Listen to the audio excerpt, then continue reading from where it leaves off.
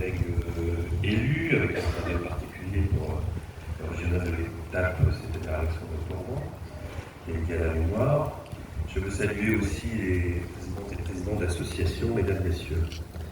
Je suis très heureux de vous accueillir aujourd'hui dans notre 13e arrondissement pour rappeler le rôle éminent de la colonne drone dans la libération de Paris et surtout pour rendre hommage à ces combattants à l'endroit même où ils sont passés. Puisque j'ai l'honneur d'être le premier à m'exprimer, permettez-moi un salut amical à toutes celles et tous ceux qui ont voulu mettre à leur juste place historique le rôle, le courage et l'engagement de la colonne drone. Je veux saluer tout particulièrement la maire de Paris et toi, chère Laurence, pour tout le travail réalisé. Mais je voulais, merci de votre présence. Comme vous venez d'arriver, ça me permettra de vous demander de venir à nos côtés. Venez à nos côtés. Venez, monsieur le secrétaire d'État. Monsieur le secrétaire d'État à la mémoire du gouvernement espagnol, je vous salue tout particulièrement vous arrivez à point nommé.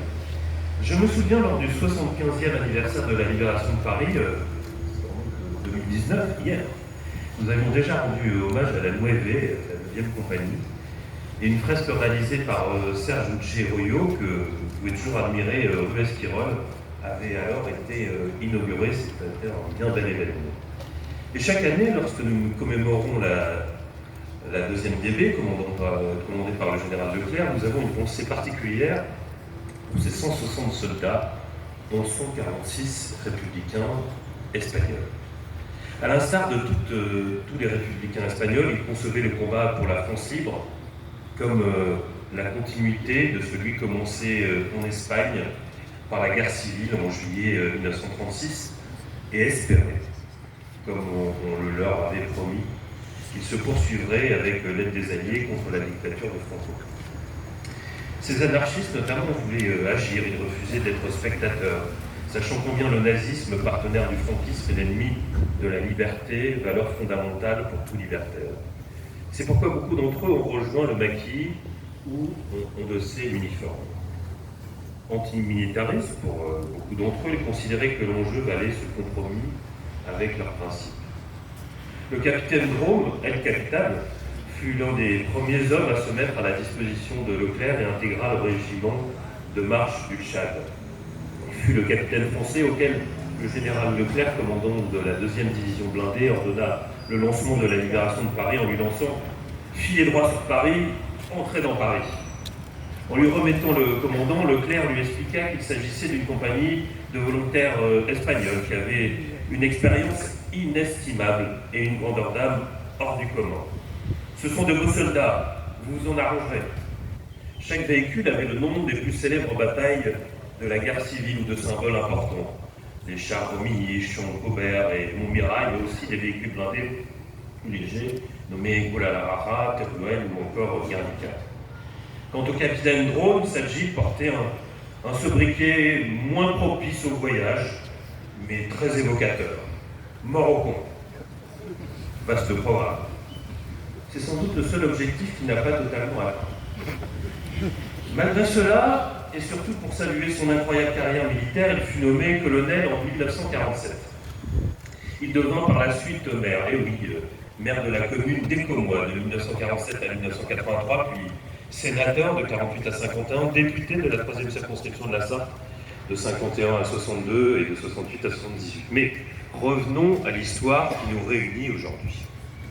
À la fin de la journée du 24 août, le premier officier de la fameuse 2e DB qui a pénétré dans l'hôtel de ville de Paris, déjà occupé par le Comité national de la résistance, était un Espagnol, Amado Granel, lieutenant de la Nueve, ex-capitaine anarchiste. Après avoir procédé au nettoyage de Paris, comme disaient les militaires, la Nueve du capitaine Drone alignait ce jour-là ses chars devant l'Arc de Triomphe. Elle formait une garde d'honneur du soldat inconnu pour l'arrivée du général de Gaulle. Une immense banderole aux couleurs de la République espagnole barrait les Champs-Élysées. Et entre-temps, plus de 4000 réfugiés espagnols participaient au soulèvement de la capitale, aux côtés évidemment des Parisiennes et des Parisiens. Et après Paris, les hommes de la Nueve se remirent en route en direction de l'Est, Avec Leclerc, ils libérèrent les Vosges, l'Alsace, participent au dur combat de la poche de Colmar, puis poursuivent leur offensive jusqu'au nid d'aigle de Hitler à Berchtesgaden. Rappelons-le, les républicains espagnols ont été sur tous les fronts. Très tôt engagés dans les rangs des forces françaises libres ou des maquis, leurs faits d'armes sont légendaires. Hommes ou femmes, leur participation au sein de l'armée de l'ombre sera elle aussi unanimement reconnue. Mais parmi ceux qui luttèrent héroïquement contre l'oppression et la barbarie nazie, et ce souvent jusqu'au sacrifice ultime, figurent bien entendu au premier rang les hommes de la loi belge. Afin que ces héros ne portent plus jamais le nom d'Olvidados, oublié de la victoire, nous avons souhaité rendre hommage aujourd'hui aux magnifiques combattants de la colonne Dronne et mettre en lumière ces hommes, leurs capitaines, sans qui l'histoire n'aurait sans doute pas eu tout à fait le même sens. Puisse l'hommage que nous rendons à nos héros aujourd'hui, mais aussi à nos morts, tous ensemble, rassemblés par des valeurs que nous partageons, liberté, égalité, fraternité, en ce 80e anniversaire de la libération de Paris, contribuer à construire une victoire plus belle encore, celle de la paix. Vive la République, vive la France.